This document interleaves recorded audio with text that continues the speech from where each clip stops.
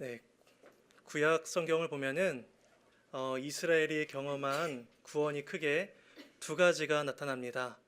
하나는 출애굽기에서 나타나는 애굽에서 구원을 받은 사건이고, 또 하나는 바벨론 포로에서 돌아온 사건입니다. 이 두 가지 사건이 이스라엘이 구약 성경에서 경험한 큰 구원이다라고 알 수가 있습니다. 오늘 말씀은 이제 그 포로기 중에 돌아온 이야기 중에 하나입니다. 바벨론 포로에서 돌아와서의 이후에서의 이야기인 것입니다. 포로기를 마치고 돌아온 이스라엘은 에스라에 의해서 성전이 재건되고 또 느헤미야에 의해서 성벽이 재건되는 은혜를 경험합니다. 하나님께서 이스라엘을 구원하시고 그들에게 은혜를 베푸시는 것을 경험한 것이죠. 어떤 사람들은 말을 하기를 에스라를 통해서 성전을 지음으로 말미암아 하나님의 임재가 회복되었다라고 이야기를 하고, 또 에스라를 통해서 성벽이 지어짐으로 말미암아 하나님의 임재와 영광을 보호하였다라고 이야기를 합니다. 하나님의 임재와 또 그 임재를 위한 보호를 위해서 이제 느헤미야가 성벽을 쌓은 것이죠. 그래서 느헤미야는 이 성벽을 쌓았습니다. 이 성벽을 쌓음으로 이방인들과의 분리를 하기를 원했고, 또 이방인들의 침략으로부터 이스라엘을 보호하기를 원했습니다.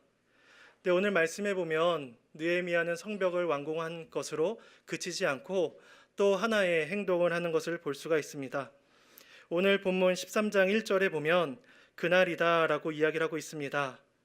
이 날은 이제 앞에 있는 12장 44절에 그날과 연속성상에 일어난 것으로 보여집니다.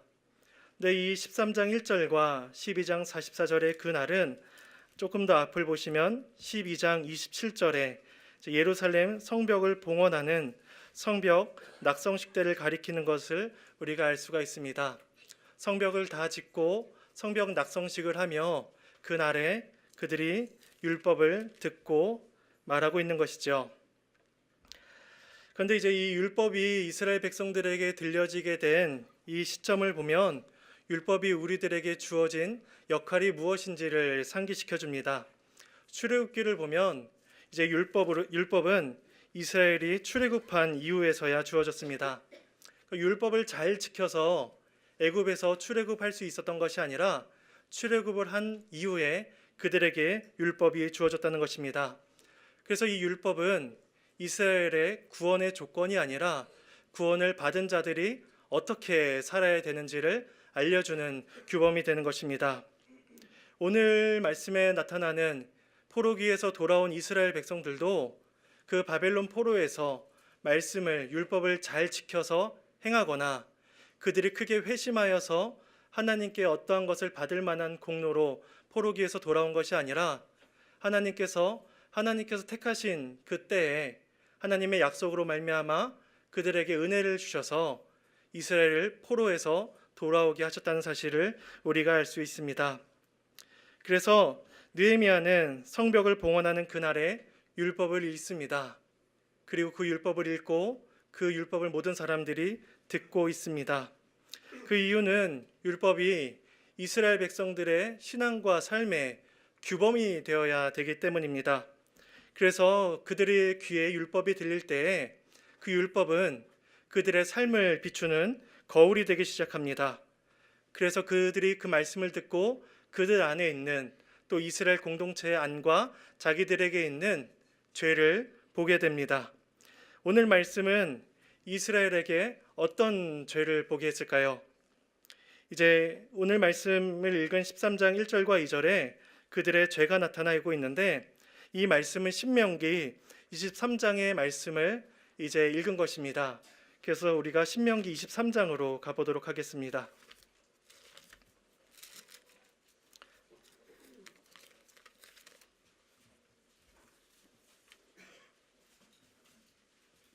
신명기 23장 3절에서 6절 말씀입니다.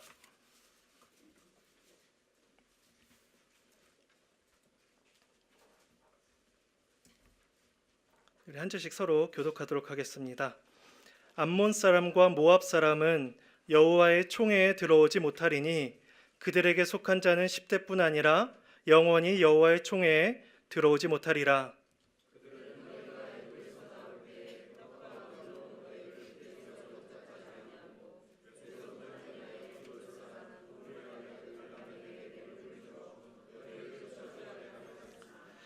내 하나님 여호와께서 너를 사랑하심으로 내 하나님 여호와께서 발람의 말을 듣지 아니하시고 내 하나님 여호와께서 그 저주를 변하여 복이 되게 하셨나니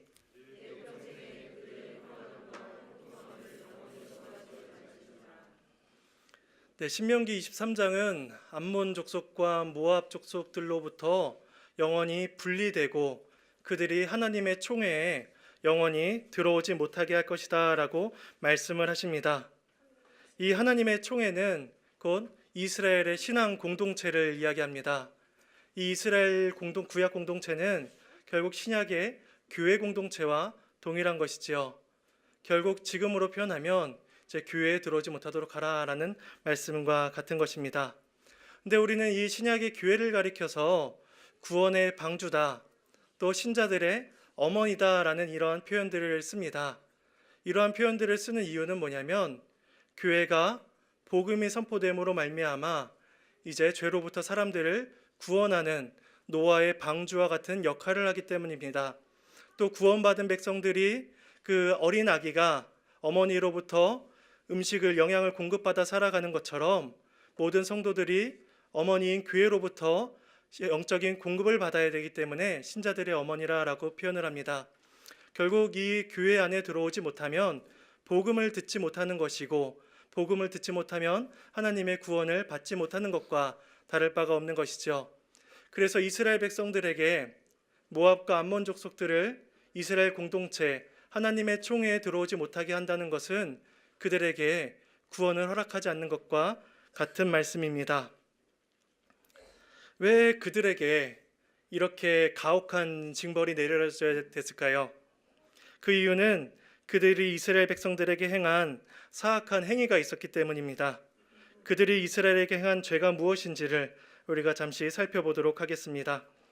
민수기 22장으로 가면 가나안을 향해 가던 이스라엘이 모압 평지에 진을 칩니다. 그리고 그 모습을 본 모압 왕 발락이 이스라엘을 심히 두려워합니다. 그래서 이스라엘을 두려워하는 모압 왕 발락이 낸 아이디어는 발람이라는 선지자를 불러와 이스라엘을 향해 저주하도록 하는 것입니다. 22장 6절을 제가 읽어보도록 하겠습니다. 우리보다 강하니 청하건대 와서 나를 위하여 이 백성을 저주하라. 내가 혹 그들을 쳐서 이겨 이 땅에서 몰아내리라. 그대가 복을 빚는 자는 복을 받고 저주하는 자는 저주를 받을 줄을 내가 알미니라. 이렇게 해서 발락이라는 왕이 발람이라는 선지자를 불러와서 이스라엘을 저주하게 합니다.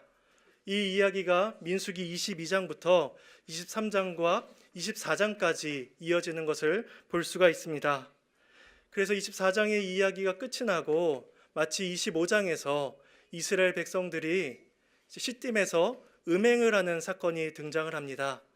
마치 그래서 22장과 24장까지 이야기가 끝이 나고 25장은 새로운 음행에 대한 이스라엘의 죄에 대한 이야기를 하는 것처럼 보여집니다.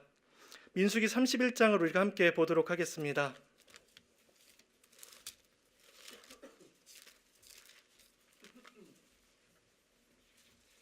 민수기 31장 13절에서 16절 말씀입니다.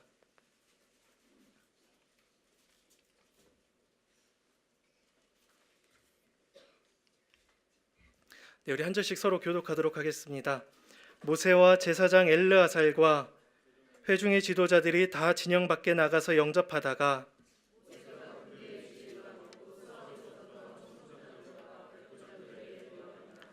모세가 그들에게 이르되 너희가 여자들을 다 살려두었느냐?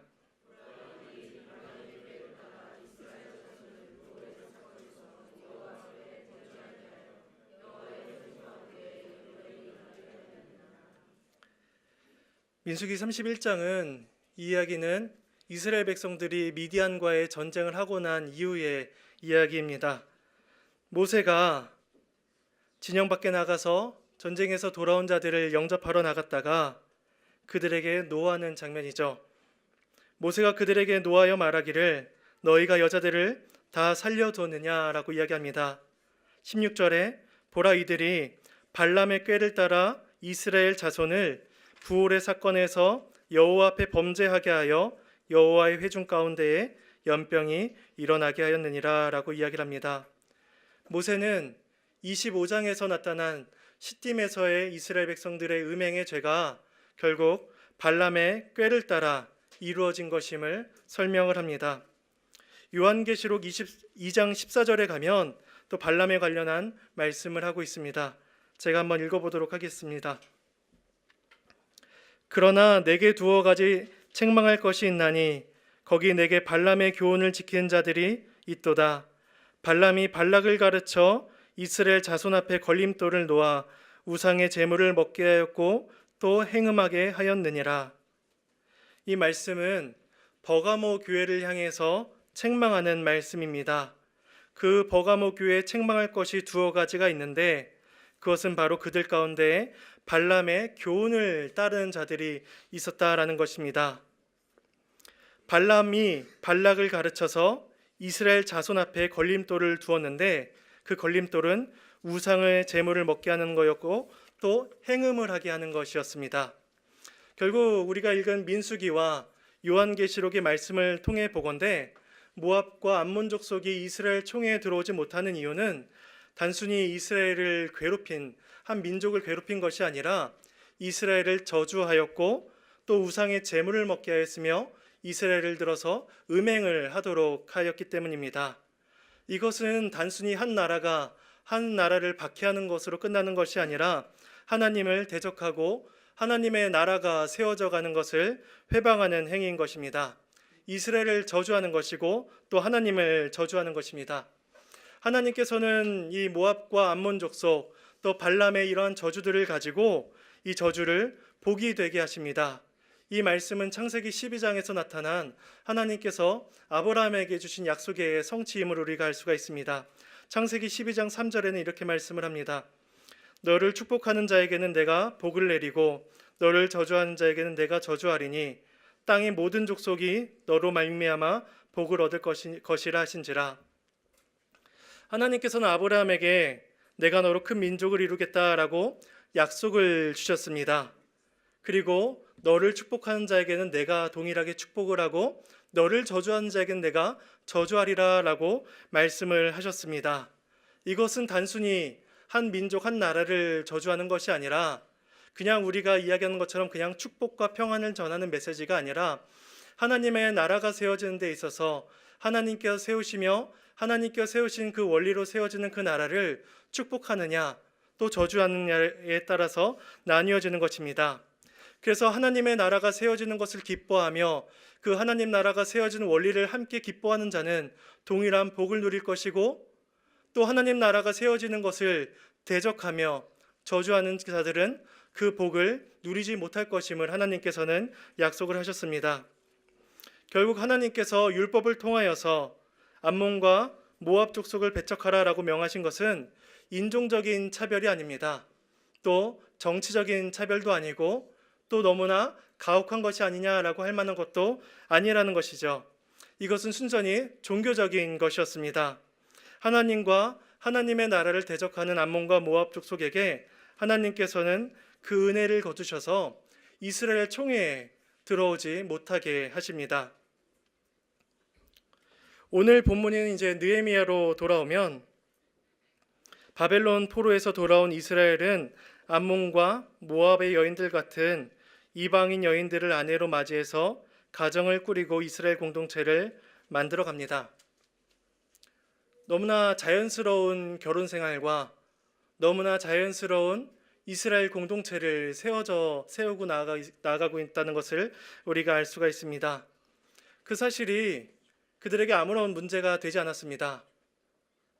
자신들만 이방 여인을 맞이하여서 자녀를 낳은 것이 아니라 옆에 살고 있는 옆집 사람도 그렇게 살고 있었고 또 다른 제사장도 그렇게 살고 있었고 이스라엘 온 공동체가 다 그렇게 살고 있었기 때문에 사회적으로는 현상적으로는 아무런 죄나 아무런 문제가 되지 않는 상황이었습니다. 이미 그런데 이 일들은 그들에게 괜찮은 듯 보이나 괜찮지 않다는 것을, 그들의 사회 가운데 이스라엘 공동체 안에 심각한 문제가 이미 임하고 있다는 것을 우리가 말씀을 통해서 알 수가 있습니다. 느헤미야 우리가 본 본문에서 13장 23절과 24절 뒷부분을 보면 이렇게 말씀을 합니다. 우리 한 절씩 교독해 보도록 하겠습니다. 23절 24절 말씀입니다. 그때 내가 또 본즉 유다 사람이 아스돗과 암몬과 모압 여인을 맞아 아내로 삼았는데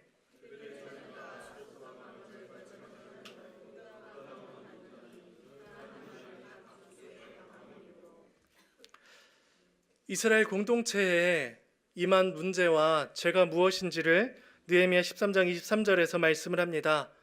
자녀들이 유다 방언을 하지 못하게 되었습니다.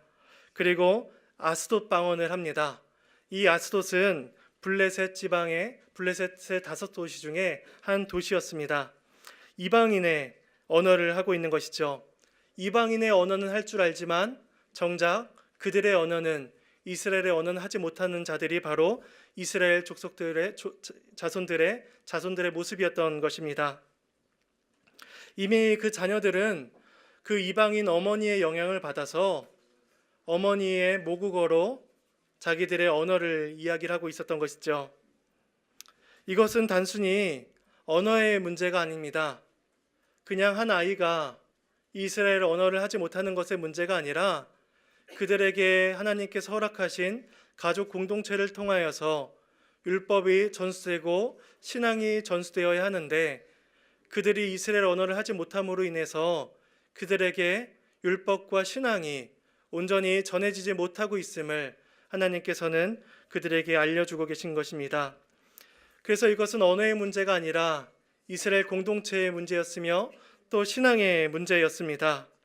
그리고 우리가 성경을 통해서 볼 수 있듯이 이러한 이방인과의 결혼의 문제는 결국 그들에게 우상 숭배와 또 다른 여러 가지 문제들을 낳았음을 우리가 알 수가 있습니다. 그래서 우리가 함께 읽은 23절과 24절 그 뒷부분에 보면 26절에서 솔로몬을 언급하고 있습니다. 솔로몬이 하나님의 사랑을 입은 자였다. 그러나 그가 결혼한 이방 여인들이 그를 범죄하게 하였다라고 이야기를 합니다. 결국 이방 여인들은 이스라엘 백성들에게 이제 죄를 짓게 하는 하나의 동기요, 하나의 원인이 된 것입니다. 그러나 이스라엘 백성들은 정작 그들에게 닥친 이러한 위험과 또 죄의 요소들을 전혀 깨닫지 못하고 있었습니다. 이미 자기 자신들에게 죄의 영향력들이 많이 스며들어 있었음에도 불구하고 그것이 죄라고 느끼지를 못한 것입니다.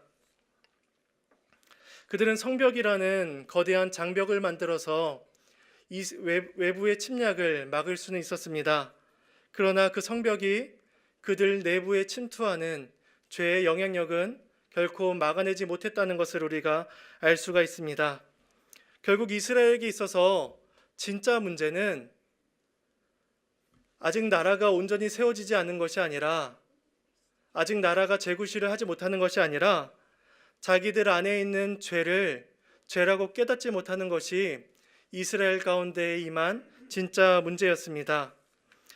죄가 자신들의 삶과 자신들의 공동체 내부에 또아리를 틀고 있었지만 그들은 그것이 죄임을 전혀 깨닫지 못하고 있었습니다. 우리는 거울을 보면 우리들의 모습을 봅니다. 거울 보면 내게 무엇이 묻었는지, 또 내 외모가 어떤지, 내 머리가 뻗치진 않았는지 우리는 거울을 통해서 이런 것들을 볼 수가 있습니다. 마치 우리가 거울을 통해서 우리들의 모습을 볼 수 있는 것처럼 율법은 우리들에게 거울의 역할을 해줍니다. 율법을 통해서 나를 보지 못하면 내 안에 있는 죄를 보지 못하는 것입니다. 이스라엘 백성들은 율법을 보지 못했고 율법을 보지 못함으로 말미암아 자기 자신들에게 죄가 임해하고 있다는 사실을 전혀 깨닫지 못했습니다. 이제 말씀이 비추었을 때 이전에는 죄가 아닌 것들이 죄로 드러나게 되는 것입니다. 이 세상을 살아가는 사람들의 목표를 이야기한다면 뭐라고 이야기를 할 수가 있을까요? 저는 자기 사랑이라고 생각을 합니다. 모든 세상 사람들은 자기 사랑 때문에 이 세상을 살아가고 또 이 세상에서 성공하기 위해서 또 많은 것들을 누리며 명예와 권력들을 누리기 위해서 살아갑니다. 사람들이 그렇게 노력하며 애쓰며 살아가는 이유는 그걸 통해서 이웃을 사랑하기 위한 것이 아니라 결국은 자기의 이익과 자기의 욕심과 자기 삶의 어떤 편리함을 위해서 그러한 노력들을 하고 있는 것입니다. 근데 조금 더 과거에는 이제 가족이 그래도 개인보다는 조금 더 우선이었던 시대가 있었던 것 같습니다. 그래서 한 어머니가 희생을 하고 한 사람이 희생을 함으로 말미암아 우리 가정이 잘 세워져 나가는 것을 이제 목표로 삼았던 때가 있었습니다. 근데 요즘에는 그러한 가족 공동체마저 많이 깨어져서 가족이 우선인 시대가 아니라 말 그대로 내가 우선인 시대가 되어 버렸습니다. 내가 행복해야, 내가 즐거워야 이 가정도 있는 것이다 라고 생각을 합니다. 그래서 내가 행복하지 못하면 이혼을 하면 되는 것이고, 내가 행복하지 못하면 다른 것들을 하면 된다라고 이야기를 합니다. 그래서 세상 사람들은 다 행복이라는 목표를 향해서 살아갑니다. 내 만족을 위해서 수고하고 노력하며 땀 흘리며 오로지 그것들을 향유하며 누리며 살아가기 위해서 그렇게 노력하며 살아갑니다. 그래서 세상은 말을 하기를 많이 누리는 자를 행복한 자라라고 이야기하고 적게 누리는 자를 불행한 자라라고 이야기를 합니다. 세상은 자기가 행복한 사람을 행복한 자, 불행한 사람을 불행한 자라 이렇게 단언하고 마는 것입니다. 근데 그러한 삶을 성경에 비춰본다면 어떨까요? 자기 사랑, 자기 만족, 자기 행복을 위해서 쫓아가는 그 사람에게 말씀의 거울을 비춰본다면 그 말씀 또한 그들이 행복한 자다, 만족스러운 인생이다, 잘하고 있다 라고 동일하게 그렇게 말씀을 하실까요? 거울을 보면 우리들의 모습이 드러나는 것처럼 거울을 볼 때에 우리들의 인생이 어떻게 살아가고 있는지가 우리 가운데 비춰집니다. 하나님은 자기 행복을 위해서, 자기 만족을 위해서 살아가라 라고 그렇게 말씀을 하지 않으셨습니다. 오히려 하나님을 사랑하고 이웃을 내 몸과 같이 사랑을 하라고 말씀을 하셨습니다.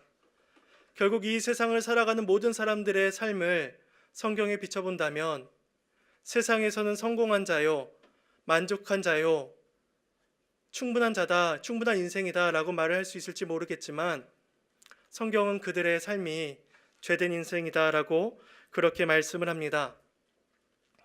사람들은 행복을 얻기 위해서, 자기 만족을 위해서 수많은 노력들을 합니다. 자신의 인생을 지켜줄 만한 성벽을 견고하게 지어갑니다. 돈이라는 것을 통해서 자기를 지켜줄 성벽을 쌓고 명예와 권력이라는 성벽을 쌓음으로 자기들을 외부의 침략으로부터 막아내기 위해서 그렇게 노력을 합니다. 성경은 그러한 인간의 수고와 노력들이 죄라고 이야기하지는 않습니다. 또 성경은 결혼 자체가, 또 이방인과의 결혼 자체가 죄라고 이야기를 하지 않습니다. 수고와 노력, 이방인과의 결혼, 그런 것들이 문제가 아니라 그것을 통해서 그들의 인생 가운데 또 그들의 공동체 가운데에 죄가 들어오는 것이 문제인 것입니다. 우상을 찾게 하고 음란을 좇게 되고 하나님의 나라의 원리를 무시하며 하나님 나라의 주인이 되시는 하나님을 저주하는 죄를 낳게 되는 것입니다. 결국 하나님께서 명하신 그 원리가 아니라 다른 어떤 것으로 우리들의 삶을 세워나가고 또 자기가 추구하는 것대로 살아간다면 그것이 말씀에 비추었을 때에 잘못된 것임을 우리가 깨닫게 됩니다. 그래서 이제 느헤미야는 성벽을 짓는 것으로 그 사역을 마무리하지 않습니다. 성벽이 봉헌되는 그날에 율법을 읽어 그 말씀이 그들의 귀에 들리도록 합니다. 하나님의 말씀이 선포될 때에 이스라엘의 범죄가 드러나는 것입니다. 그들이 얼마나 하나님의 말씀을 어기고 있었는지가 드러나며 말씀 앞에 그들의 죄가 폭로되는 것입니다. 그 말씀을 들은 이스라엘의 반응이 나타납니다. 느헤미야 13장 3절 오늘 본문 말씀입니다. 3절 말씀을 우리가 함께 읽어보도록 하겠습니다.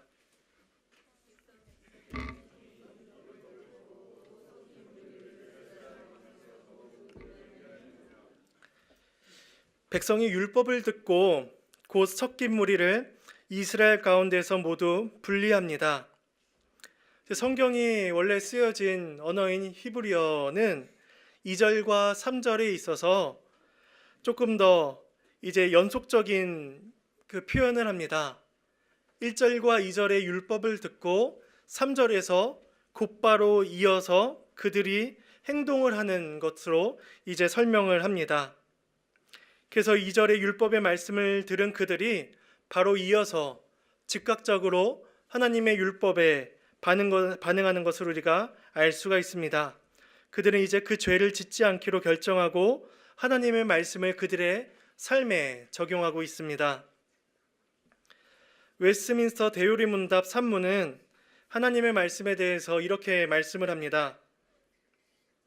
신구약 성경이 하나님의 말씀이며 신앙과 행위의 유일한 규칙이다. 이렇게 말씀을 합니다. 하나님의 말씀이 신앙과 행위의 유일한 규칙입니다.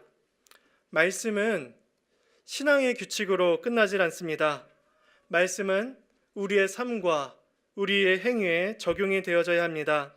말씀과 신앙, 말씀과 행위가 떨어진 별개의 것이 아니라 말씀이 신앙생활에서, 말씀이 그들의 삶과 행동에서, 말씀이 그들의 인생 가운데에서 적용되고 나타나야 된다는 것을 우리에게 알려주고 있는 것입니다. 그러면 우리가 하나님의 말씀을 읽어간다면 우리들에게 어떤 일이 일어날까요? 우리가 열심히 하나님의 말씀을 읽어간다면 우리에게 어떤 유익이 있을까요? 하나님의 말씀을 읽으면 읽을수록 우리는 하나님을 알아갑니다. 하나님을 아는 지식이 커지는 것이죠. 그래서 하나님을 아는 지식이 커지면 커질수록 우리는 아는 만큼 하나님을 사랑하게 됩니다. 그래서 하나님을 더 많이 알고 하나님을 더 풍성하게, 하나님을 더 풍요롭게 아는 사람은 그 자기가 아는 만큼 하나님을 더 풍요롭게, 더 풍성하게 하나님을 사랑하게 됩니다. 그래서 말씀을 본다면 우리는 하나님의 영광스러움과 하나님의 거룩하심을, 하나님의 크심을 알아가게 되는 것이죠. 근데 우리는 말씀을 보면서 하나님을 보는 동시에 또 다른 한 면을 보게 됩니다. 바로 우리를 보게 되는 것이죠. 성경을 통해서 나타나는 인류의, 우리 이 땅을 살아가는 모든 인생들의 모습은 어떨까요? 성경은 우리들의 영적인 실상이 어떤지를 알려줍니다. 우리들의 영적인 실상은 알면 알수록 썩고 부패하고 오염되고 더러워져서 이 세상에서 가장 더럽다라고 생각하는 그 어떤 것보다 우리들의 영적인 모습이 더럽다는 것을 성경은 우리들에게 알려줍니다. 우리들의 인생은 썩고 냄새나서 그 썩은 냄새가 진동을 해서 우리가 도무지 사랑할 수 없는 모습인 것이죠. 그래서 우리는 말씀 앞에서 겸손해질 수밖에 없습니다. 그래서 우리는 말씀을 통해서 하나님을 알면 알수록 하나님의 크심과 하나님께 영광을 돌려드리고 또 성경을 보면 볼수록 내가 얼마나 죄인이고 내가 얼마나 영광스럽지 못한 자인지를 우리가 알아가게 됩니다. 그래서 우리는 말씀을 볼 때에 그 죄에 자복하며 죄로부터 돌아서야 됩니다. 회개는 슬퍼하는 것으로 끝나지 않고 그 죄로부터 돌이킨다는 것을 의미를 합니다. 그래서 그 죄를 반복하지 않겠다는 결단이 우리 가운데 나타나야 합니다. 신앙생활은 하나님의 말씀을 지식으로만 쌓아두는 것이 아닙니다. 그 말씀을 통해서 하나님의 영광스러움을 발견하고 그 말씀을 통해서 인간의 비천함을 바라보면서 죄를 발견하고 죄를 애통하며 죄로부터 돌이키는 역사가 우리 가운데에 있어야 하는 것입니다. 오늘 말씀에 보면 이스라엘 백성들이 율법을 듣고 섞인 무리를 모두 분리함으로 율법에 순종하는 모습이 나타납니다. 그런데 그들이 이렇게 행동함으로 인해서 그들의 삶에 더 이상 죄가 나타나지 않았을까요? 그들이 더 이상 죄를 짓지 않았더라라고 이렇게 말씀이 끝이 날까요? 그 이스라엘의 역사는 또 신약에 이어지는 그들의 역사는 결국 율법에 순종하지 못하는 연약한 인간의 모습이 나타납니다. 우리들의 능력으로는 그 말씀을 온전히 지킬 수가 없고 우리들의 능력으로는 그 죄를 해결할 수 없다는 것을 우리가 알 수가 있습니다. 오직 예수 그리스도만이 우리를 온전히 지키실 수가 있고 오직 예수 그리스도만이 우리를 새롭게 하십니다. 주께서 주신 은혜로 말미암아 우리는 거룩한 삶을 살 수 있는 것이고 그리스도께서 주신 은혜로 우리는 주의 말씀에 순종할 수 있게 되는 것이죠. 그래서 우리는 늘 그리스도의 은혜로 살아갑니다. 그리스도의 은혜로 우리는 이 자리 가운데 나아오고 그리스도의 은혜로 우리는 주의 말씀을 사모하며 그리스도의 은혜로 이 교회에 모여서 함께 말씀을 나누며 함께 교제하며 살아갑니다. 우리가 누리는 모든 신앙생활과 우리들이 누리는 모든 영적인 생활들은 그리스도 안에서 참된 의미와 은혜를 갖는다는 것을 우리가 알 수가 있습니다. 예수님께서 우리의 죄를 위해서 싸워주셨기 때문에 우리는 죄와 싸울 수가 있습니다. 성령께서 우리 가운데에 힘을 주시고 우리 가운데 은혜를 베풀어 주시기 때문에 우리는 죄와 싸울 수가 있습니다. 그래서 우리는 변화된 삶을 살 수 있는 것이고 우리는 말씀에 순종하는 삶을 살 수가 있는 것입니다. 우리들에게 어떤 선한 모습이 나타나고 있다면 그것은 하나님께 올려드릴 영광과 찬송이 되는 것이고 우리 가운데 연약한 모습이 다시금 나타난다면 우리는 그때 다시 그리스도 앞에 말씀 앞에 서야 합니다. 그래서 우리들의 인생이 늘 말씀에 순종하며 하나님의 은혜로 하나님께 영광을 올려드리는 그러한 인생이 되어져야 합니다.